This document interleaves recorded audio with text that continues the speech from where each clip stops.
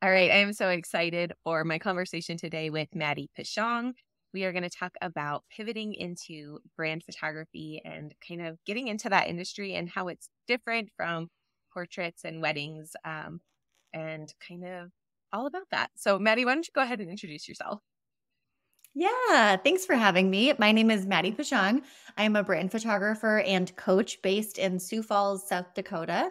I have been a photographer for about 10 years and a brand photographer for about five. I never really felt like I fit in the wedding and portrait world. And my background is actually in marketing and digital media. So when I found brand photography, it felt like it was a really great fit. And it's just been it has been the best transition, not just for my business, but also for my life. It allows me to work during the day, during the week. It's wonderful. I've been married for about 10 years. We've got three little kids. So they're a big motivation behind wanting to protect those evening and weekend hours. I have a podcast as well called Take It Personally, and it's all about personal branding. And then I also own a photography studio that we rent out to other photographers in our area because it's mostly snowing in South Dakota at any given time. Yeah, that's fun. Oh, snow. It's It's great. snowing here It's so today, and I fun. was like, no, because Ugh, 2 days ago I had the sunroof open, and I'm ready for spring, right. spring, like not winter spring. Yes. So Yes, totally. I know. It's like 40 degrees today, yeah, and I'm like, it's a heat wave. This is great. And I'm like, that yeah. is so pathetic. Oh yeah, it was probably 55 when I had my sunroof open in my car, but Yeah, spring. it felt so good. I was just like basking in the sunshine. But so Amazing. let's talk about where you started in photography and how you kind of ended up where you are now. Tell me a little bit about that. Yeah. So my story, I think, is very similar to probably a lot of your listeners, to a lot of photographers. I started shooting for friends and family in literal back alleys of my hometown, which is so sketchy, for like $50 a pop. Felt like that was highway robbery. Could not believe they were paying me $50 to shoot their family session. And every time I would go to one of these sessions, I was like, how will there ever be a day that I can adjust the ISO and white balance and aperture and Yeah, f-stop all at the same? Like, I was like, it's never going to I happen. still feel like that sometimes. How did they get to this setting on Yeah. my camera? Right. Yep. It was very much just fumbling through it. But I really enjoyed it. And I always had I started photography like right at the end of college and then went right into, real world, the big kid jobs. And so I always had a day job. So photography was a really great creative outlet. I really enjoyed it. So yes, was working with families, kids, eventually started doing senior photography and really enjoyed that for a while. Thought like, oh, maybe this is it. This is what I want to do. And then as I got older and had less in common with seniors, Yeah. it became, yeah, I'm like, okay, like we're not the same age anymore. I'm not like a cool older sister. I'm like your mom. So then that kind of shifted. I said for a long time I would never do wedding photography. So I did Okay. couples, but not weddings. And then eventually did wedding photography. And really, I mostly did that, yes, because it felt like a fun challenge. Like I felt ready for that next step. But also, it was because I thought that that's where the money was in photography. I thought that that was the next natural step to be able to, theoretically work a little bit less, like be able to book something for $3,000 as Yeah. opposed to 300. And so I just thought, like, okay, that's it. And I would have friends who would tell me like they could shoot a wedding every weekend and not get tired of it. And I was just like, that's not how I feel. I was starting, especially toward the end, was starting to get really resentful of the weddings that I had on my calendar. I would always enjoy them once I was there, but it felt like I was giving up a lot to be able to shoot these weddings. And I kind of stumbled into brand photography without really knowing what it was. And it started when I was at weddings and I was working with other vendors. So the event planner or the venue coordinator.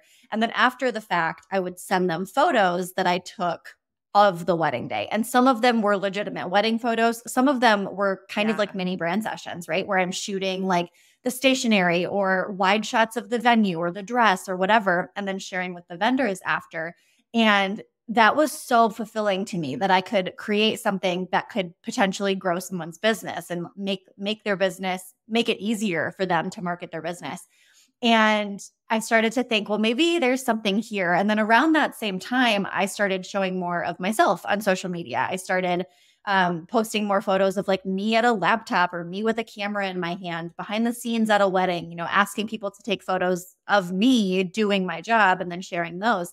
And people really started to notice. So my first brand photography clients were Okay. actually other photographers who were friends of mine and noticed what I was doing and asked if I could do it for them. And it just That's snowballed fun. from there. So when you're talking about brand photography, are you strictly doing like personal brand, like the people behind the brand? Or are you doing like product photography and that kind of like more commercial? I don't know. What's the That's a great question. Yeah, I would Yeah. say commercial brand photography. That's typically what I refer to it as. My favorite is personal brand photography. So that's what I advertise. That's what I teach because I also think it's an easier pivot for someone who considers themselves a portrait or a Yeah. lifestyle photographer. A lot of the time, like you have the base level skill set that you need to be able to make that work. However, there's definitely I would say probably close to 50% of my business, maybe not quite that much, on the photography side is actually more Okay. corporate and commercial. So it's a little bit more traditional headshots. It's marketing photography. So going into a business, a law firm or an accounting firm and taking photos of accountants or even the buildings themselves. Let's see, you mentioned product photography. That's another piece of it too. I don't do a ton of product photography. And again, I definitely Okay. don't advertise for it, but it's a Yeah. part of my business.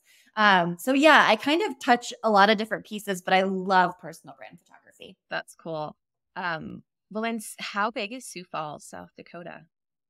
100 and okay, yeah, I should know this. I think it's No, it's okay. 130,000. Like, would you say it's small or like pretty good size? So it's the largest city in South Dakota. Okay. It is okay, so just under 200,000. Okay. It's the largest city in South Dakota, but I would say it's a small city. Like for South Dakota, it's a city. It's not big. Yeah. But that's definitely something that I don't know. I think I stumbled into it enough that I didn't have time to really think through all of the ways it couldn't work. Right. I just kind of made it work as I went. But as a brand photography coach now, that's something that I hear really often is like, well, I can't make this work because I live in a small town. Right. And it's really surprising when you start to think about it, how many different businesses can benefit from brand photography, really all of them. Yeah. And businesses exist everywhere, not just in big cities. Small towns, much smaller than Sioux Falls, have businesses. Yeah. Yeah. So what other fears do you hear from people about making the kind of pivot, and how do you kind of tell them that it's okay? Yeah. Honestly, I think one of the biggest misconceptions is around the word like niching. People really love to freak out about that because one of the things that I'm very passionate about is making sure that if you want to shoot brand photography and if you want to have that really elevated and focused experience, you have to be very aware of how you're positioned. And I used to like really, really refer to it as like how you're niching.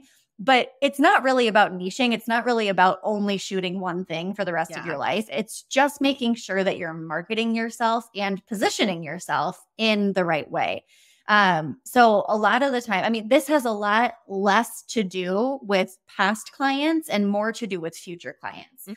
And oftentimes photographers are really nervous that they're like letting down their past clients that have gotten them to this point. And they're thinking, well, if I'm going to pivot or niche into brand photography, what does that mean for those clients? And so that's something that we have to, kind of talk through. Because really, when it comes down to it, it's a limiting belief. It's a pressure that we're putting on ourselves that our clients are not putting on us most of the time. And also, you are the boss. You get to decide what this looks like. And so, if that means that you're a brand photographer who is still shooting a handful of families every year because you can't imagine not working with families that you've worked with for forever, that's great. Like, you should do that. Yeah. Yeah. Do you have any students that are not fully pivoting and like continue to advertise for multiple things? Yes, I do. Actually, I have one student in particular who's killing it at this. She has established a very impressive portrait studio, specifically marketing to like motherhood, so newborns, milestones, maternity, that sort of thing. Yeah. And then she wanted to do brand photography, which those feel like two very different things. And she has done such an amazing job of getting really thoughtful with like, so I'm a big Taylor Swift fan. Oh, yeah. I know. I'm like, at some point, we're going to have to talk about Taylor Swift because I definitely spent Saturday night watching the TikTok live stream for hours. Well, yes. Who didn't? Right. Well, I love like bringing this up because one of Taylor's songs that I love is called Invisible String. And it's like this invisible string that like connects you. It's a love song. So it connects you to another person. But in the case of business, I always think of like, what's the invisible string that connects all the different pieces of your business? Like if you're super passionate about newborn photography and brand photography, what's the common factor there, right? What's that invisible string? And so we have done a lot of work around what that looks like. She also worked with a really incredible like copywriting and messaging person. Yeah. And she just shared her new website with me the other day. And I was like, this is how you do it. Awesome. Like, this is how you position yourself in a way where you are able to really attract what seems like two different audiences, but they actually have a lot more in common than you think. So it's totally possible. Yeah, it's very cool. Yeah, I have, I've dipped my toe in brand photography a bit. And so my website is mostly family and newborn. And then I have a button that says your business is your baby too, to kind of oh my gosh, I love that. Yeah. And so tying that, connecting that's my invisible string is that, these are the things that you care for, your family, your baby, your business. So yes, I love that. Yeah. Very cool. Yeah. And I think it can be so rewarding to have different niches or different, genres of photography that you do because it's so different creatively to shoot a brand session versus a portrait session.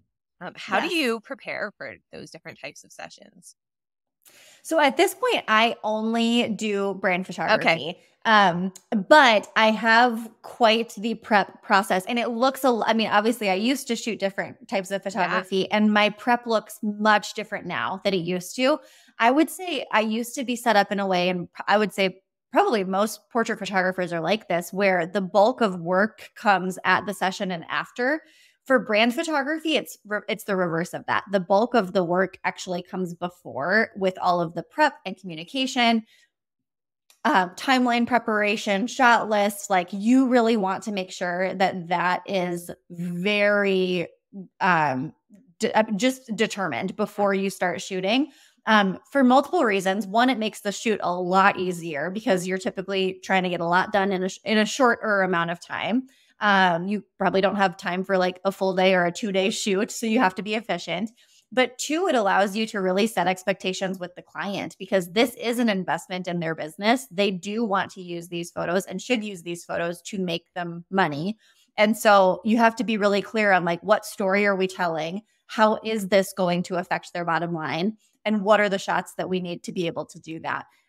So I think that's a huge reason too, as to why when we're done with a photo shoot, once in a while, there will be shots where a client will say like, oh, we forgot to get this, or I forgot to mention this. But for the most part, like they're getting exactly what they expected to be getting, which also makes it makes their client experience that much better too. So, it's a lot of communication. It's a pretty robust questionnaire. It's usually a Zoom call or two walking through what's the end goal of this session.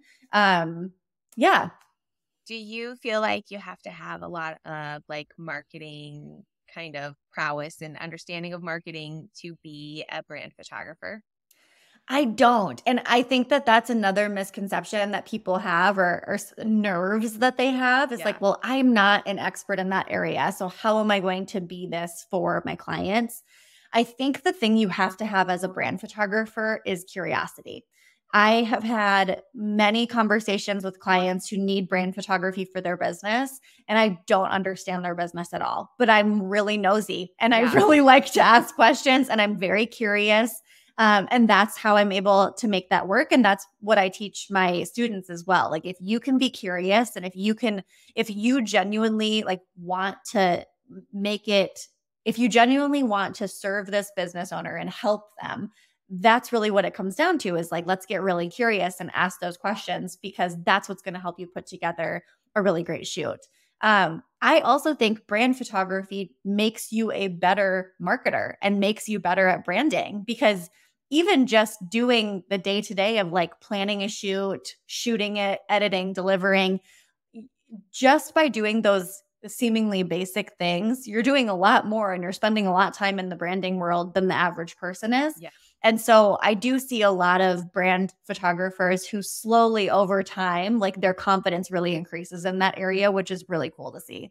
Do you feel like it's a different skill set shooting wise than portrait and wedding photography? Or do you think a lot of that transfers over? How do you feel? I think a lot of it transfers over. And I know that there are other educators in the space who kind of say the opposite of that. And I definitely think that there's differences, certainly. But I think that if you have an established like style, you know what you're doing with a camera, you know how to work with people, you can probably be a really great brand photographer.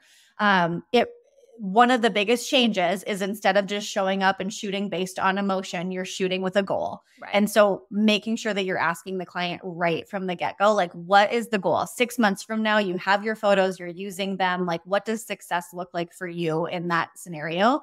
And you're shooting for that. That's like the biggest difference. But yeah, if you understand, like I will say, something that I was able to fudge for a really long time as a portrait photographer was not understanding lighting. And you have to spend some time in that area because you're going to have situations where, like yesterday I shot, it was such a cool session. But it was for like an kind of an aesthetics business, really gorgeous new building, but like drop ceilings, black walls. And I was like, thank God I know what I'm doing. Yeah. Yeah. No, absolutely. I've gotten myself into a situation where it was like, I brought light, but not the right light. And it was like, oh, I've been there. Yep. And yep. Oh, it's the worst. It's the worst just knowing that like these are not going to turn out how I want them to, Yes. or I'm going to have to spend way more time editing. So that's an evolving process. And I don't say that to scare anybody because I have done the exact same thing as you, Kate. Like there are sessions you learn from. Yes.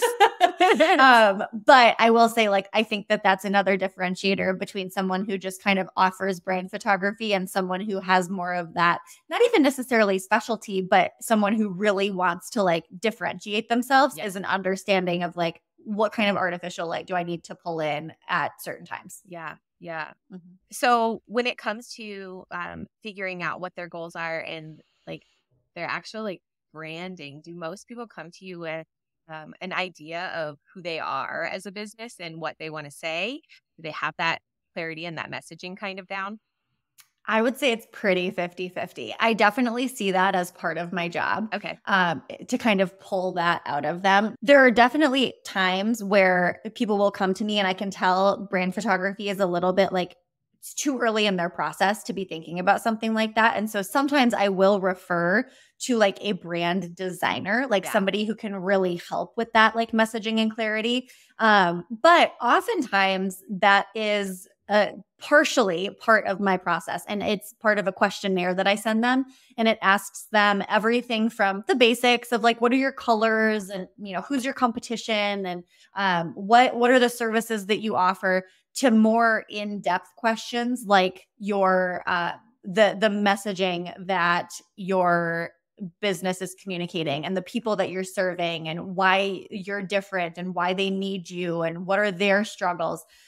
So that is certainly a part of my process with every client. Sometimes I'll need to pull in other service providers because I understand like where my skill set lies, but I definitely see that as part of my job because it makes my job so much easier if we all understand that.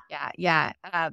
Doing web design now, I can see like people come in and they're like, I have never thought of this, like never thought about how I'm different or what I do, or like, you know, it's interesting to see how everyone's at a different stage, and just introducing that concept even is interesting. Yeah, I actually had a podcast call interview the other day with a past client of mine, and she is a copywriter. And she was talking about her process now when she onboards clients. And she said, she's like, actually, I changed my process after working with you because some of the questions that you asked me, I hadn't thought of before, and they were so helpful. And I was like, that is the nicest thing anyone has Yeah. ever said to me. Like for someone else who works in branding to Yeah. say that. So I was like, okay, I think it's working. This is working. That's so cool. Yeah. Yeah. I love when people are like, oh, that's a great question. I don't know. I haven't thought about that. It's like, it is a good question. Let's try to find the answer. I love that so much. Yeah. So it is really cool to help people find that part of their business and help them get it out there. Like I did a brand session recently for a consultant, and it was so much fun to like help her figure out who she wanted to show up as online, and how we wanted to portray that and all of those fun things. It's just a totally different use of your creative brain than going there to shoot the emotion. You're right. Like yeah. Yes. Yeah, it really is. And so often, what I have found, like, yes, there are definitely times when it makes sense to pull in other service providers. But like you said, oftentimes it's just asking the right question and then just kind of allowing space for them to like process or verbalize some things Yeah. or bounce ideas off of you. Like, people, especially those who have been in business for a while, they do know their businesses, but Right. they need the space to like really think and talk about it. Yeah. And I think that is so important. That just having somebody to bounce your ideas off of in business is huge, and having like that Yeah. community and just, each other around to talk business is really cool. What are the benefits of pivoting to brand photography as you see it? Ooh, the biggest one, and probably one of the big drivers for me starting out, was reclaiming my nights and weekends. That was how I knew that wedding photography, because there were times that I really did enjoy wedding photography and I had fantastic clients in wedding photography and the money was great, Yeah. but the hours sucked. Like I just couldn't imagine spending the rest of my life giving up nights and weekends for a paycheck. Like that just did not feel right. So that's a big one, like being able to really to work during the week, during the day, to have true business hours. Like that's a game changer. I also think not that portrait clients aren't excited when they get their photos back and don't love their images. They absolutely do. But there is something so incredibly fulfilling about working with another business owner. So like that makes it cool too. It's Yeah. like business to business, with another business owner who sees the value in what you're offering and is so excited to like use these photos in their business to grow their business. Like there's just it's a different kind of appreciation and a different kind of client relationship. To be able to really play a pretty intimate role in helping someone's business grow, it's so fulfilling. Yeah. I absolutely love that. And I honestly, the variety, like that's something that I didn't know that I would ever say because I am like I so niched as a brand photographer. But I actually, my days look very different every day, every week. My clients look different. I love personal brand photography, but actually, late last year, I had virtually no inquiries for that type of service. I think a lot of service providers, small business owners were really scared about a potential recession. Yeah. And it just like everything just dried up. It was really scary. And so the people paying my bills were my corporate clients who needed headshots and marketing photos. And being able to kind of take something that is considered a bit more traditional and say, okay, these guys hired me for a reason. How can I put my spin on this? And how can I turn this into a really unique and cool session where I'm doing all those same things that I'm doing for a personal brand session and just kind of, like taking it up a notch from what they maybe are used to for their corporate headshots. That was actually a really fun and exciting challenge too. Yeah. So yeah, the variety is awesome. I never thought that I would enjoy shooting corporate headshots, and I really do. That's Like cool. it's a great part of my business. Yeah. Yeah. With we talked a little bit about having like your distinct style.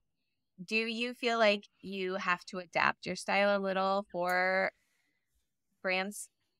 Yeah, this is such a good question. So I think that with brand photography more than other types of photography, it's not uncommon to have client. Actually, I was just voice messaging with a client who has a project coming up and she's like, I need like the direction that I'm getting from the designer that I'm working with is that we need a little moodier, like maybe some black and white, which I typically don't do. So it's a lot less uncommon in brand photography to have direction like that. I Right. will say, I think if you position yourself in such a way, if you market yourself, like if you're really doing the brand work for your brand too, those requests are fewer and farther in between because people will hire you for your style and Okay. for how you work. But I never take offense if people want me to edit a little bit differently. That's something that I ask from the jump. And most of the time, it's, status quo, but I always get kind of excited if they're like, we kind of do need to do a little bit like a little darker or have more black and white options or, whatever it might be. I think it's a really fun challenge. Yeah, and it leads to that Yeah, variety, like you were saying, like exactly. so Yeah, very totally. cool. So tell me about your program that you have coming up launching soon. Yes. So I run a group program called Rebrand. It's for photographers with established businesses who want to pivot into brand photography. It's a 16-week group coaching program. So it's a really great mix of both curriculum and coaching. It's not like a course that kind of purchase and then you don't have hand holding from the instructor. It's kind of a hybrid in that way. So I really enjoy that. I really like getting to know everyone who's inside. Yeah. And we really focus on 4 different areas of a brand photography business. So the first one being lead generation. So helping people feel very confident that their business is ready to handle leads coming in and that those people who are coming in are in a place where they're ready to buy. So easy to understand pricing structure, CRM, lead process, email workflows, that type of thing. So making sure that like the maybe stuff that doesn't feel quite so sexy is in a really good spot Yeah. before you start marketing. Yeah. And then positioning is another huge part of it. We will answer the question that every new brand photographer has, which is where the heck do I find clients? And are there enough clients? Will they keep Right. coming? So really understanding how clients find you, how they decide to work with you, and then making sure that what they want matches the work that you're providing. So a lot of positioning talk here, like how are you showing up online? What's your social look like? What does your website look like? Then we talk about marketing. And I show them how to turn their really daily tasks into marketing that sells for them. So we're not adding extra stuff to your plate. We are using what you're already doing to market your business. And then the last thing is client experience. So my goal here is to transform their current client experience from like erratic and inconsistent to something that is really consistent and turns into, or really a marketing machine that turns their current clients into future promoters of their business. So not only do they have happy clients, they have happy clients who are like talking about that to other people and then getting more leads that way. That's very cool. I was actually going to ask you about repeat clients because we did talk about families that have been with you for years and you want to keep. Do you have that with brand photography too, businesses that come back? Definitely. Yep. And I think it depends on how you set up your business. There are brand photographers that offer like subscription models for this exact reason. I will say most of my clients, especially on the personal brand side, are very busy women. And so it's actually really appealing to them to not have to schedule a session every 3 months. Right. So typically with my clients, I'm working with them every year, every 18 months or so. Certainly there are some that they work with me one time or more sporadically. Corporate clients are actually really fantastic repeat clients. Those who need consistent headshots, team photos, marketing images, that type of thing. So there's actually a lot more consistency to brand photography than you would initially imagine. Yeah, you would think it's like a one and done kind of thing, but it's And great it's to hear not that at it's all. not and that they're Hmm. referring people. That's huge because Yes, marketing can take up so much of your time. And when you have it those, can. like it's easier to keep a client than to get a client is like the thing, right? Like that's 100%. Yes, exactly. And if you can figure that out, like how to serve them in a way to just like impress the pants off them where they can't help but refer other people to you, like that's really cracking the code. And so that's a big focus of Rebrand. Very cool. So when does the program start?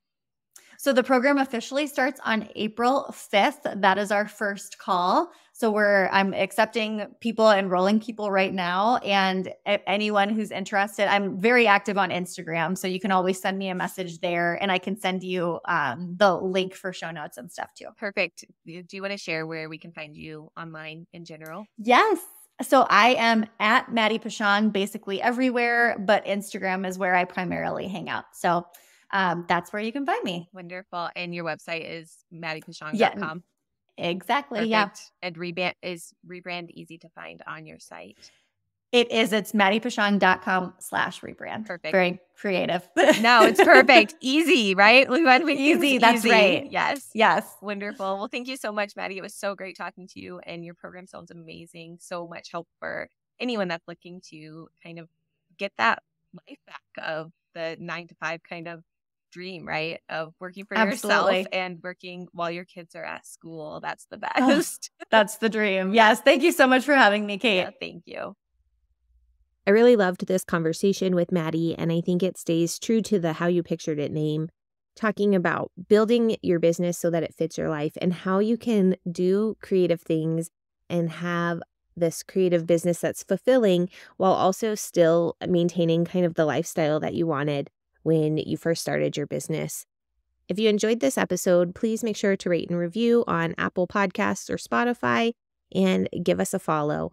It was so great chatting with you. We will talk to you next week.